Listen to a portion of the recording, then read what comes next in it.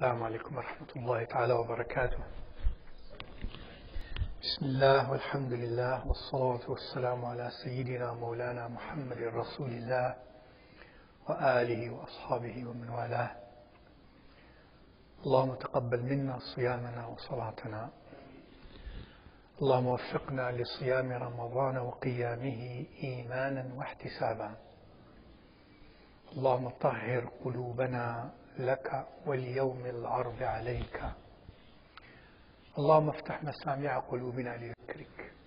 Oh Allah, please open the hearing channels of our hearts to your dhikr. We continue in our journey through the Quran and through the, first of all, remind myself and you about the ayat, the beginning ayat in the Quran and in Surah Al-Baqarah about the concept of Al-Khilafa, meaning when Allah says, Inni ja'ilun fil ardi khalifa, and then we're speaking about throughout these few days about that concept in ways that I hope are appreciated by all of you, inshallah ta'ala, which essentially tells you and me that in order to fulfill our purpose on this earth as human beings and as Muslims in particular, that we are to develop good character.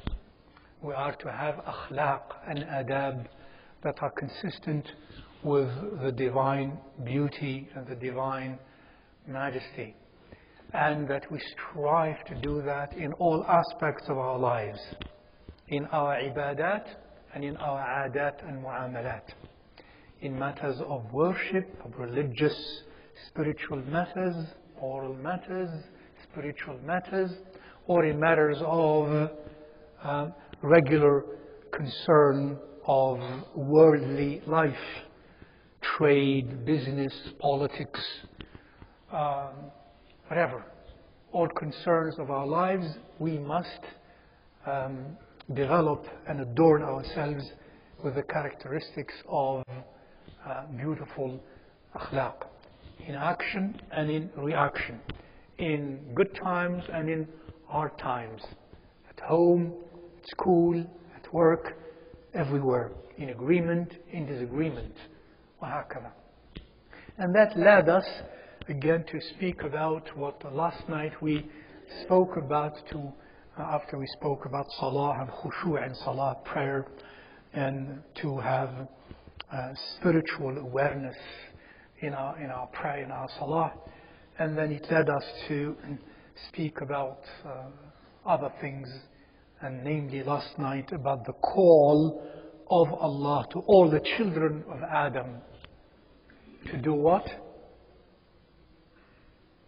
What did we say last night? The call of Allah to all the children of Adam to do what?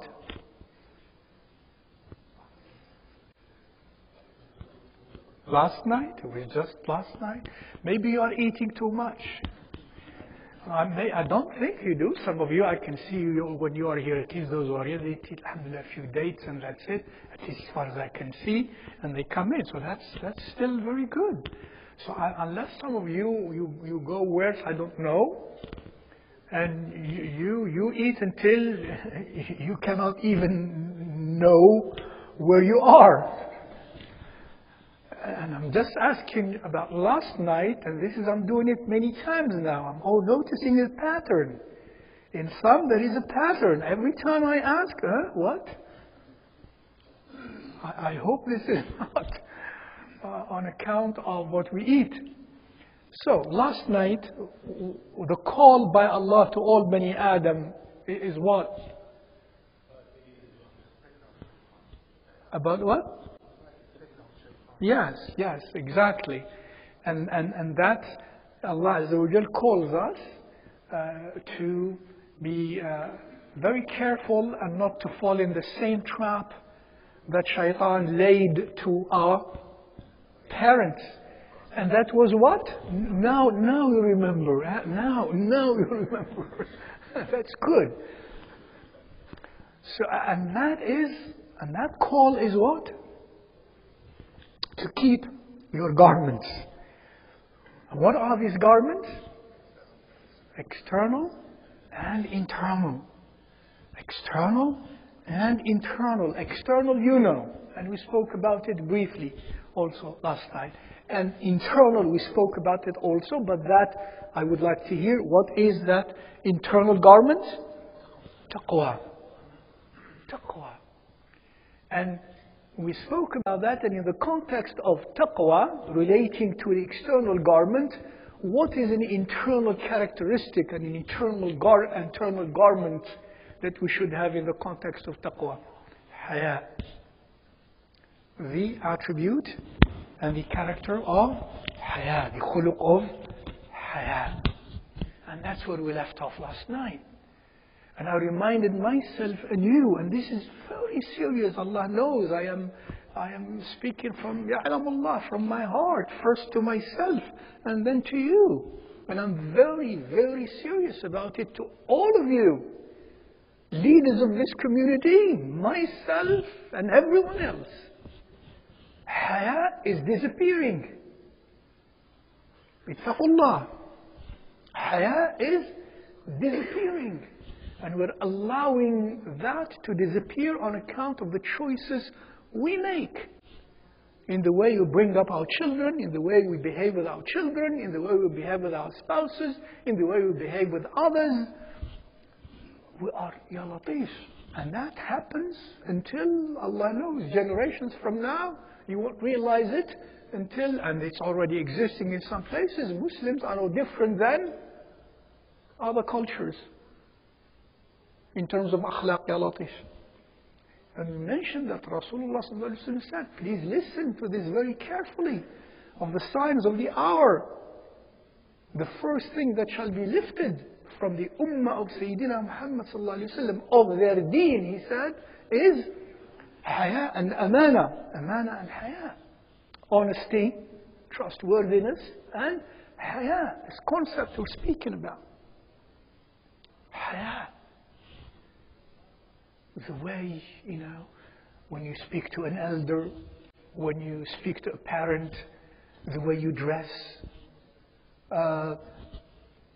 If somehow one is tempted to do something bad or negative, and if he or she sees someone else, anyone else, let alone an elder or a teacher or a parent, he or she feels very shy, very uncomfortable. That's haya.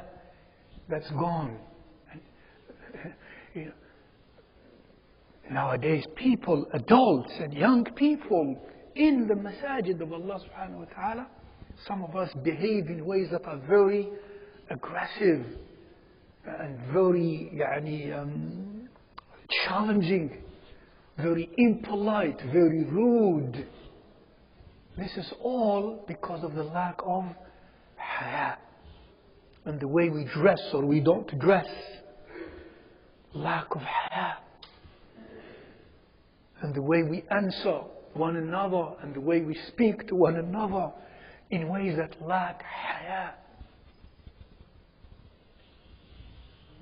Rasulullah said, and I pointed out, I reminded myself anew of that last night. What did he say about this? About haya? حياء الإيمان. الإيمان والحياء قرنا جميعا إذا رفع أحدهما رفع الآخر. Faith, Iman and Haya. He never said it about anything else in this way except about Haya. Faith and Haya are joined together. They're glued together. If one is lifted, the other one is lifted. So a person could be of us praying, fasting, say La ilaha illallah as far as we know, as far as he or she says, but then lacks haya, is aggressive, is loud in the way he or she behaves, lacks shyness, lacks bashfulness. That, wal-iyad billah, is an indicator that that person's internal faith and Iman is not good. It's not good enough, at least. And Allah knows to what degree it is mediocre.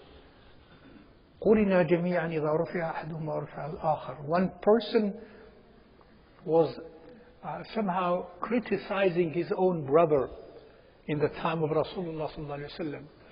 And he said to him, you know, with this haya, with this attitude of bashfulness, you'll go nowhere. You know, people still say that nowadays. You know, you have to be aggressive. You know, until women now even, they have to be like man and aggressive like man. You know, they dress like man, they talk like man. While men also have lost their haya, now it is the turn of women to be like man. You know, so he's telling him, you know, with this haya, with this attitude, you'll go nowhere. You won't be successful, in other words. And we say it nowadays. Subhanallah. He said, don't be shy. Don't what? Don't be shy. Everybody says it, isn't it? On some occasion, don't be shy. Did you never pay attention to that? That means don't have haya. Don't have haya. Don't be shy. Go ahead. Allahu Akbar. See, because it has become standard, culture, normal, and we see it without any hesitation and any feeling of discrepancy or negativity. Yeah. So he saw him do that, and he says to him, sallallahu alaihi wasallam, he says to the man who was saying that to his brother, you know, shouldn't have haya, shouldn't be shy. With this haya, you'll go nowhere. He says to him, da'hu, leave him. Leave him in the way he is. You should correct yourself. دعه فإن الحياء كله خير فإن الحياء كله خير. Then he says to him, leave him. Haya, all of it is good. All the time it is good. The proper kind of haya. دعه فإن الحياء كله خير. Nowadays, Ya Latif, the first thing people will give up, they remove the garment of haya. And when we remove the garment of haya, لما نرفع لباس الحياء أو نلقي بلباس الحياء أو جلباب الحياء آنذاك نصير كالبهائم نصنع ما نشاء ونفعل ما نريد. And when that happens, then Rasulullah sallallahu alaihi wasallam informs us, then people will do what they want. Nothing stops them. And that's what we call nowadays, it's good to do. See, she is free. She is independent. She does what she wants. Her parents don't stop her. Nobody stops her. Or about he. Oh, he does what he wants. He's independent. He is emancipated. He doesn't care for anyone. Allahu Akbar. And of course, most people have accepted that because it's put in words that are very subtle.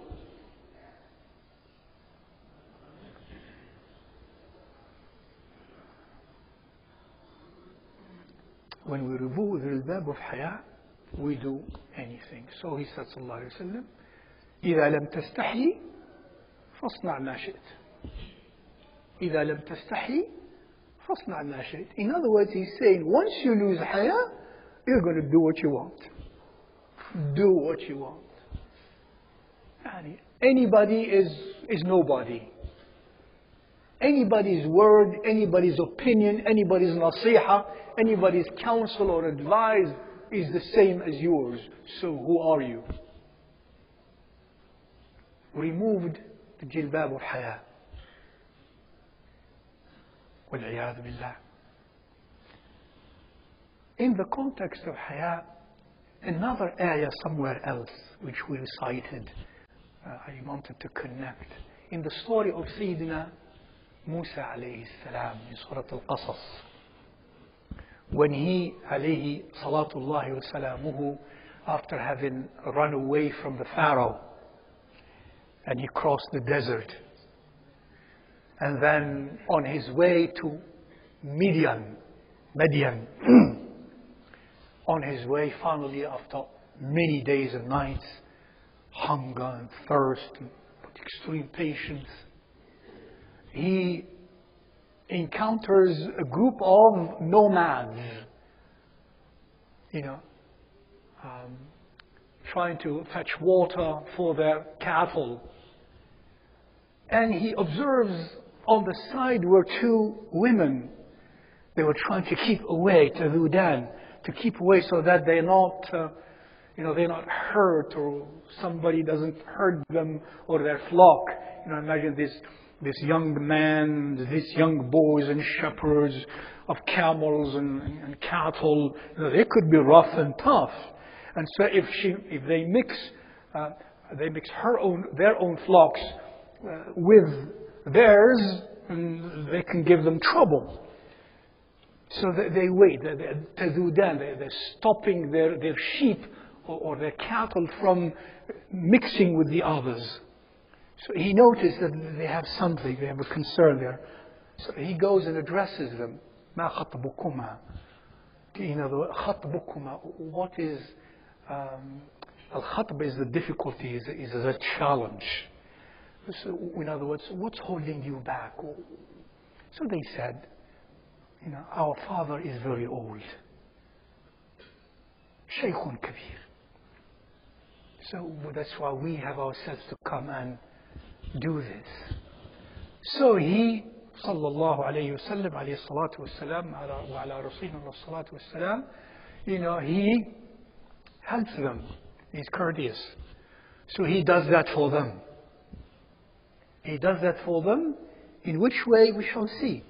And then when he does that and he helps them, he goes to a shade and sits under the shade. قال رب إني لما أنزلت إلي من خير فقير. And then he sits under the shade and says, Oh Allah, I would be very welcoming to anything good that you will bestow upon me. He didn't ask anybody. And for 40 days he's been alone, hungry and thirsty, as many commentators said. So he still, look at this tawakkul on Allah subhanahu wa ta'ala. إِنِّي لِمَا أَنزَلْتَ إِلَيَّ مِنْ خَيْرٍ فَقِيرٍ. He sits and he's there, probably in his heart with Allah subhanahu wa ta'ala, somewhere in the malakut of Allah subhanahu wa ta'ala. And then, lo and behold, فجاءته إحداهما تمشي على استحياء. This is where I am. فجاءته إحداهما تمشي على الاستحياء. One of those two young women, returned and came, and Allah describes. Look at the divine description, and it's short, it's brief, it's very clear, and it's very modest, very beautiful, and a lot of haya in the way it is described. But he describes that this woman comes to him, tamshi, walking upon haya. In other words, she's walking towards him ala istihya, with a lot of bashfulness, with a lot of reservation, not a sense of, I'm coming, this independent, free woman,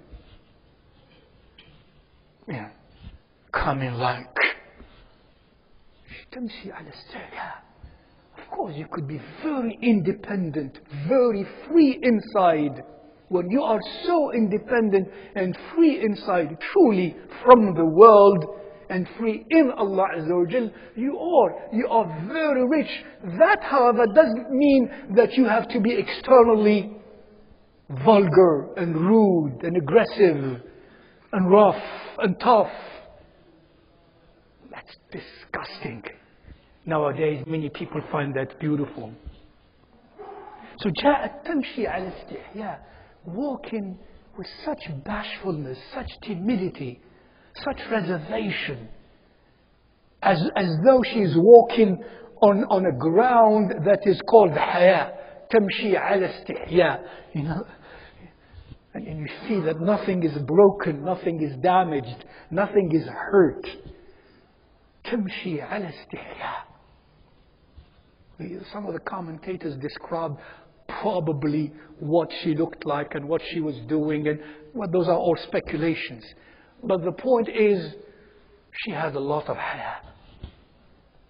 And he, sallallahu alayhi salatu wasalam, had, of course, a lot of haya as a Nabi. قالت إن أبي يدعوك ليجزيك أجر ما سقيت لنا. And then she spoke to him and said, my father invites you to reward you for what you did for us. And so and Allah doesn't tell us details, but He told us already that this is a scene of haya. So we can imagine how she returned back, who was walking in front, Sayyiduna Musa or she, a lot of speculations.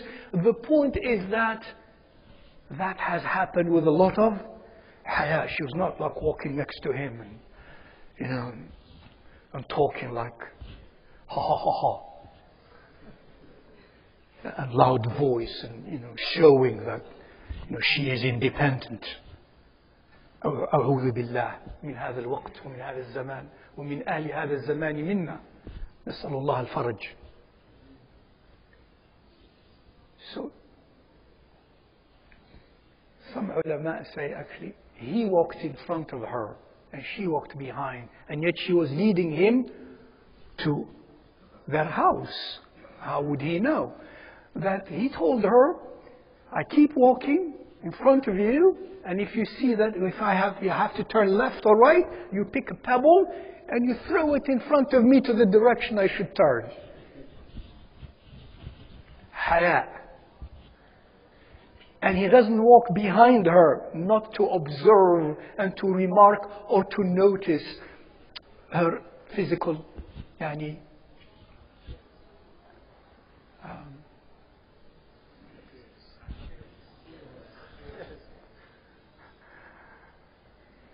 or physical, whatever.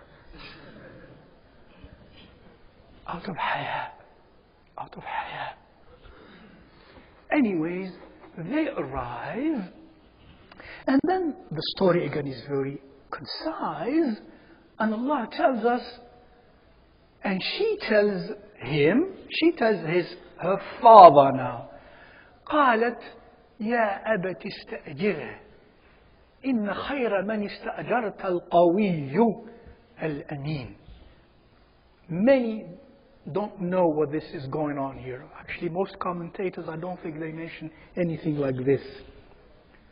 She says to her father, oh dear father, literally it says, hire him. And the best one you can hire is the strong and trustworthy and honest. Now the father says to Sayyidina Musa, قال إني أريد أن أمتحك إحدى ابنتي هاتين على أن تأجرني استأجره على أن تأجرني 8 حجج, etc. So he says, I would like to give you in marriage one of my 2 daughters in exchange of working for me for 8 years. In those days, that's what things were like. Actually, what she was saying to her father with haya, in other words, I like this man. I would like to marry him. So she says, يا أبت استأجره. In that haya language, oh father, hire him.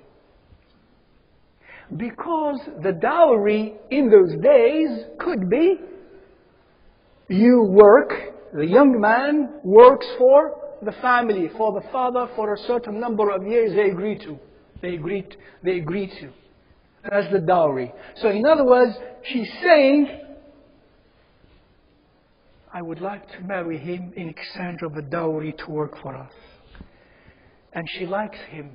How does she say? She didn't say, oh, he looks at this, he is, kada. She doesn't look at haya. She says indirectly, إِنَّ خَيْرَ مَنِ اسْتَأْجَرْتَ الْقَوِيُّ الْأَمِينُ. Father, the best you would hire is the strong and the honest and trustworthy. In other words, these are the characteristics I like in him. Subhanallah. And so the father addresses the man and says, I would like to offer you one of my daughters to marry in exchange of working for us for 8 years. Haya. Nowadays, Muslims have learned many things, some good things and some terrible things. From the societies around, from the environments around, just borrow anything. Just borrow anything. Borrow technology, any technology, without check, without gauging, without evaluating, without weighing the consequences in the future, morally, spiritually, socially, psychologically, economically, politically, religiously. Just borrow. Any technology, we're the first to get it, regardless of the probable consequences of that technology on health or spirituality or morality or environment. Regardless. We borrowed also behavior, ways sometimes of lack of haya. And therefore in the way we deal with our children and our children deal with us, with the way women deal with their husbands and husbands deal with their women, and with the way daughters deal with their parents and parents deal with their sons, losing haya for the sake of more and more and more self-nafsani expression. Self-expression. And I mean by self-expression, that I mean what? Nafs expression. And nafs al-ammara. Everyone has a nafs. And to indulge the nafs, and in the name of self-expression, we borrow anything, including losing haya. And thus I remind myself and you, my dear brothers and sisters, may Allah forgive us. May Allah forgive us. May Allah forgive us. May Allah help us. May Allah somehow make us, despite us, think the right way, make the right decisions in our lives. As I said before, we can have life, plenty of good life, however, without necessarily losing values. It is because we choose to lose values to gain more of this dunya. You don't have to. You can have dunya, good dunya, without losing values. At home, at work, in the masjid, in business, anywhere. In a hospital, anywhere. But what we are doing, most human beings, ya Bani Adam, and Muslims, losing values. We have given up our garments, our libas, especially our internal libas. May Allah Azza wa Jal forgive us. May Allah guard us. May Allah protect us. May Allah help us reach Him subhanahu wa ta'ala safely. وصلى الله وسلم وبارك على سيدنا مولانا محمد وعلى آله الطاهرين وأصحابه الميامين والتابعين لهم بإحسان إلى يوم الدين. السلام عليكم ورحمة الله وبركاته.